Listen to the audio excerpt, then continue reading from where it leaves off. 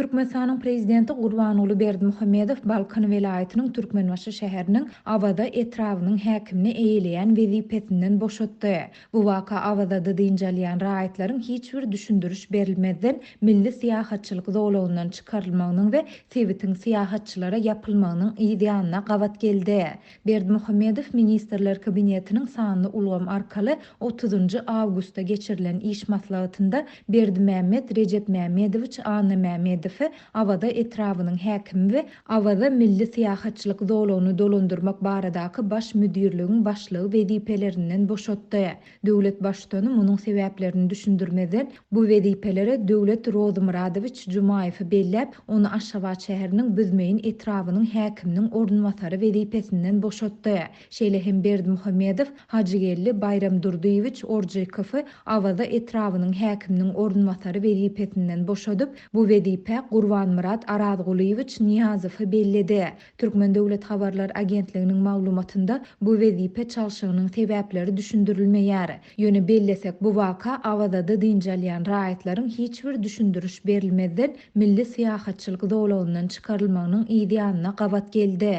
27-28 awgustda Awada diýinjelýän raýatlar hiçbir sebäp görkezilmeden Sewitden kowuldy. Diňe sebäpsi däl. Eýse siýahatçylaryň beýleki welaýatlardaky öýlerine aşmagyna hem ýardym berilmedi. Olaryň mehmanhanalary tölen pullary hem köýdi. Sebäbi onu ýzyna gaýtaryp bermediler diýip ýagdaýdan habarly bir çeşmämiz 31 awgustda habarçymyza gürrüň berdi. Çeşmämiziň sözlerine görä muňa 25 awgustda Aşgabatdan Awada gelen siýahatçylaryň 4 sansynda koronawirusyň delta görnüşiniň anyklanmagy sebäp boldy. Häzir Awadanyň ähli ýerinde dezinfeksiýa işleri geçirilýär. Hatta Awada şifahanasyny hem ýapdylar. Mehmanhanalarda işleýänleriň ählisini karantina uğratdylar diýip çeşmämiz belledi. Adatlyk baýdylanlar barada Awada etrap häkimliginden we Awada milli siýahatçylyk zowlagynyň baş müdirliginden, ýurduň saglygy saklaýyş we derman senaty ministrliginden, döwlet arasaçylyk we keselleriň ýaýramagyna garşy göreşme gullugyndan goşmaça maglumat ýa kommentari alyp bilmedi. Ýöne bu waka ýurduň dürli künjeginde koronawirus bilen keselleýänleriň we ondan ölýänleriň sanynyň görnetin köpelýän, karantin çäklendirmeleriniň güýçlendirilýän mahalyna gawat geldi. Habarçymyz mehmanhanalardan duýdansyz çykarylan siýahatçylaryň anyk sanyny anyklap bilmedi. Ýöne ol bu ýagdaýyň ýurduň dürli künjeginden diýinjelmaga gelen raýatlarda birgiden kynçylyklary döredendigini aýtdy.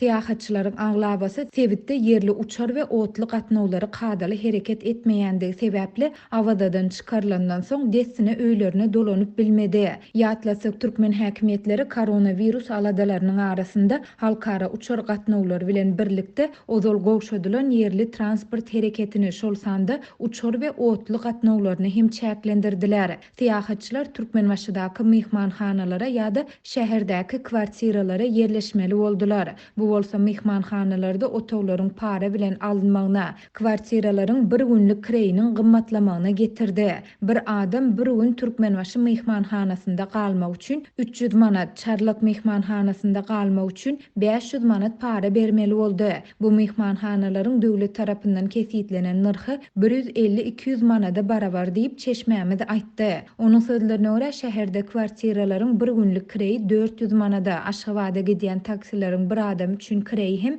1000 manada ýetdi. Bu aralykda Awada diýinjelmäge baran siýahatçylaryň mehmanhanalardan çykarlandygy barada Türkmenistanyň Kronikasy neşri hem habar berdi. Garaşsyz neşriň 30 awgustda çap eden habarynda 26 awgustda Sewitdäki polisiýa işgärleriniň Awada siýahatçylyk zowlagynyň girelisini siýahatçylara ýapandygy habar berildi.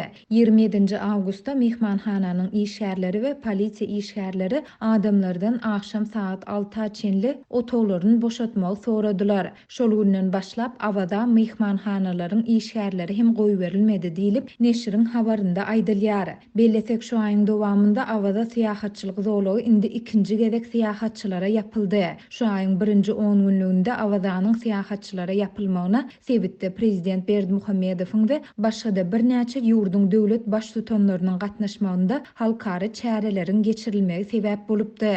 Türkmen häkimetleri we media terişdeleri Awada siýahatçylyk zowlagynyň siýahatçylara ýapylmagy barada ne şu aýyň başynda ne de häzirki pursatda habar berýär. diýerler. Türkmenistan pandemiýanyň başyndan bäri ýurtda COVID-19 hasaby alynmandygyny tekrarlaýar.